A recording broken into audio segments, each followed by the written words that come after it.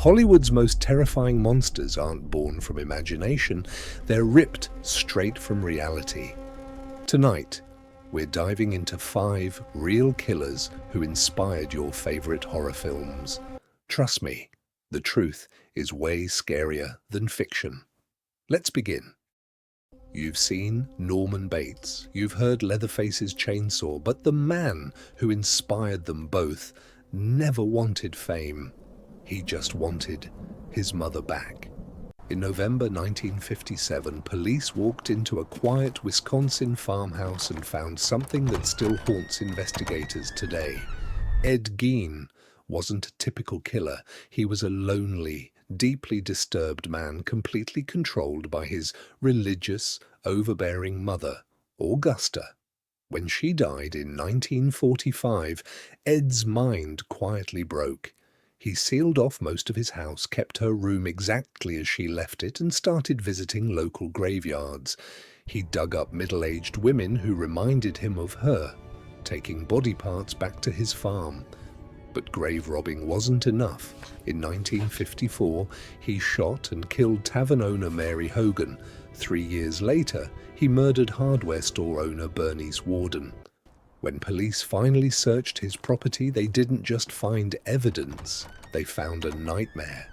Chairs covered in human skin, bowls carved from skulls, a belt made of nipples, and face masks carefully stitched from women's skin, hanging on the walls like costumes. Gein confessed to 2 murders but claimed the rest came from graves. Doctors found him legally insane, and he spent the rest of his life in a Wisconsin mental hospital, where he died of cancer in 1984. But his story didn't stay buried. Author Robert Bloch read the case and wrote Psycho. Tobe Hooper used Gein's skin-crafting obsession for the Texas Chainsaw Massacre. Thomas Harris borrowed his quiet, mother-fixated madness for Buffalo Bill in The Silence of the Lambs. 3 legendary horror villains, all born from one disturbed man in rural Wisconsin. Mary Hogan and Bernice Worden were real women with families, jobs, and lives violently cut short. Hollywood turned their tragedy into box office hits, but the real horror happened in that farmhouse. But while Gein hid in the woods, another killer was mailing ciphers to newspapers, taunting police, and promising more blood. He was never caught. Zodiac Killer. He didn't just kill, he played games. He mailed coded letters to newspapers, mocked the police, and promised more blood. And somehow he vanished. Between 1968 and 1969, Northern California was paralyzed by fear as a shadowy figure targeted young couples in quiet, isolated spots. His first known attack happened on December 20th, 1968, when high school students David Faraday and Betty Lou Jensen were shot on a dark roadside. Betty Lou died instantly, and David didn't survive the night. 7 months later, he struck again. Mike Mageau and Darlene Ferrin were sitting in a parked car when a flashlight blinded them. Gunshots followed. Darlene died, but Mike somehow lived. But this killer didn't run and hide. He called the police himself, calmly confessing. Then came the letters. He mailed cryptic messages to San Francisco newspapers, signing them with a crosshair symbol. He called himself the Zodiac. Inside were ciphers, and he warned that if the papers didn't print them, he'd kill again. One cipher took over 50 years to crack. At Lake Berryessa, he attacked Brian Hartnell and Cecilia Shepard in broad daylight, wearing a black executioner's hood with the Zodiac symbol stitched on the chest. He stabbed them both. Cecilia died, but Brian survived. His final confirmed victim was Paul Stein, a San Francisco taxi driver shot in the head on a quiet residential street. Police actually stopped a suspect matching the description that night, but let him go. A tragic mistake. The Zodiac letters kept coming as he boasted about his kills, threatened to blow up school buses, and laughed at investigators. Then, In 1974, the letters stopped, and he was never caught. No fingerprints, no DNA match, just a ghost who turned murder into a public spectacle. His taunting style and coded messages directly inspired the Scorpio Killer in Dirty Harry. David Fincher's 2007 film Zodiac spent years tracing the real investigation. Even the psychological cat-and-mouse game in Seven borrowed heavily from his newspaper ciphers and arrogance. Behind the codes in the movies were real people: Betty Lou, Darlene, Cecilia, Paul, and David.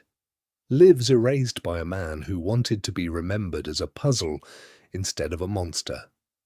But while Zodiac hid behind ciphers, another killer used something far more dangerous to get close to his victims: a charming smile and a law degree. He looked like the guy next door, dressed sharp, spoke smooth, even volunteered at a suicide hotline. But behind that perfect smile was one of America's most calculated predators. Ted Bundy didn't hunt from the shadows. He walked right up to his victims in broad daylight. Between 1974 and 1978, he targeted young women across Washington, Utah, Colorado, and Florida. His method was chillingly simple. He'd wear a fake cast or sling, drop his books, or ask for help carrying something to his car. People trusted him. He looked educated, and he sounded polite. That trust cost dozens of women their lives: Linda Ann Healy, Jorgen Hawkins, Janice Ott, Denise Naslund, Kimberly Leach. Real students, real friends, real daughters. Bundy didn't just kill, he manipulated. He represented himself in court, turning his trial into a national television spectacle. He escaped custody not once, but twice. The first time, he jumped from a courthouse window in Aspen. The second, he squeezed through a ceiling panel in a Colorado jail and fled to Florida, where he committed his final attacks at a sorority house and abducted 12-year-old Kimberly Leach. Police finally caught him during a routine traffic stop in Pensacola. Inside his stolen Volkswagen, they found a burglary kit, fake plates, and evidence that tied him to multiple murders. He was convicted and sentenced to death. On January 24th, 1989, he was executed in Florida's electric chair, and thousands gathered outside the prison. But the real story isn't the media circus, it's how easily charm can mask evil. His case directly inspired the 2019 film Extremely Wicked, Shockingly Evil and Vile, and Netflix's Conversations with a Killer. Even the smooth, manipulative killers in The Silence of the Lambs and American Psycho borrowed heavily from Bundy's ability to wear a normal mask while hiding pure darkness. He proved that monsters don't always look like monsters. Sometimes they look exactly like someone you'd trust. But while Bundy used charm to hunt across states, another killer stayed in one college town, struck in silence, and accidentally inspired the most famous horror mask of the 90s. In 1990, a quiet college town turned into a horror movie. 5 students were murdered in just 4 days, and the killer inspired one of the most famous slasher films ever made. Danny Rolling is known as the Gainesville Ripper, and in August of 1990, he broke into apartments near the University of Florida and killed 5 college students in less than a week. The victims were Sonia Larson, Christina Powell, Krista Hoyt, Tracy Pauls, and Manny Tabawada. They were young people living normal lives, just starting a new semester. Then everything changed overnight. What made Rolling so terrifying wasn't just the murders. It was how he staged the crime scenes. He posed the bodies. He seemed to enjoy creating fear. The whole town froze. Students left campus. Parents pulled their kids out of school. Nobody felt safe anymore. Police caught Rowling, and he confessed to all 5 murders. He was also connected to other violent crimes in Louisiana, and in 2006, he was executed in Florida. But his story didn't die with him. It lived on in a completely different way. A few years after the murders, screenwriter Kevin Williamson was watching a documentary about the Gainesville case, and he got so scared that night. He started thinking, what if a killer like Rowling showed up in a small town and started hunting teenagers? That fear became the idea behind Scream. Scream was not a direct retelling of Rowling's crimes, but the terror it captured was real. A masked killer calling you on the phone, showing up at your door, turning your home into a nightmare. That came straight from the fear Danny Rowling created in Gainesville, and that's why this case still matters. Rowling wasn't just a criminal, he became part of horror history. Every time Ghostface appears on screen, there is a shadow of the real monster behind it.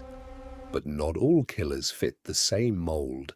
And the final story breaks everything you expect, because this time the killer was a woman, and her story shocked the world. America had seen plenty of male serial killers, but in 1989 the country met someone different, a female killer who shattered every stereotype and became one of the most talked about criminals in history. Aileen Wuornos worked as a highway prostitute in Florida, and her life was hard, broken, and filled with trauma from a very young age. She had been abused, abandoned, and pushed to the edges of society. But between 1989 and 1990, something inside her snapped, and she killed 7 men, all of them clients she met while working along Florida's highways. The victims were Richard Mallory, David Spears, Charles Carskadden, Troy Burris, Dick Humphreys, Walter Antonio, and Peter Seams. Wuornos claimed she killed them in self-defense, saying they had tried to rape or hurt her, but investigators didn't believe her story held up in every case. She was arrested in 1991, and the case exploded across the media. What made Aileen different wasn't just that she was a woman. It was the way her story challenged everything people thought they knew about serial killers. Most were men, most were silent, calculating, and hidden. Aileen was loud, angry, and desperate. She didn't fit the pattern, and that made her both terrifying and fascinating to the public. Her case went to trial, and she was convicted of multiple murders. In 2002, she was executed by lethal injection in Florida.